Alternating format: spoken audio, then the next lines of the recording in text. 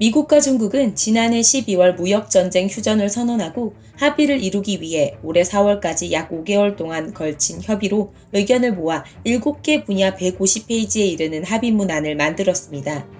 하지만 5달에 걸친 긴 협의 끝에 완성한 150쪽에 달하는 합의문을 최종 합의 직전 수정 축소하여 105쪽으로 3분의 1이나 줄여 미국에 일방적으로 통보한 게 협상 결렬의 결정적 이유라고 합니다.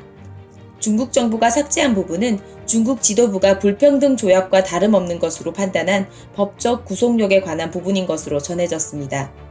미국 언론들은 애초 합의안에는 중국의 강제적 기술 이전과 과도한 산업 정책을 막는 내용을 법 개정으로 실현한다는 내용이 포함됐지만 중국 협상단이 이를 막판에 국무원 지침으로 낮췄다고 짚었습니다.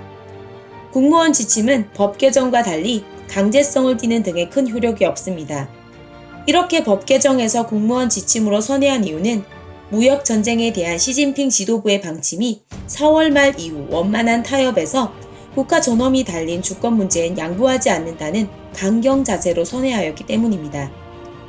결국 분노한 도널드 트럼프 대통령은 5일 미국산 수입품 2천억 달러어치의 관세를 10%에서 25%로 올린다는 트위터 글을 올리며 무역 전쟁이 재발하게 되었습니다.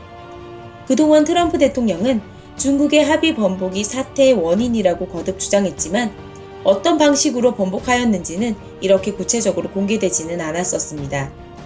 중국도 자신들이 애초 합의에 수정을 가했음을 간접 시인한 바 있습니다.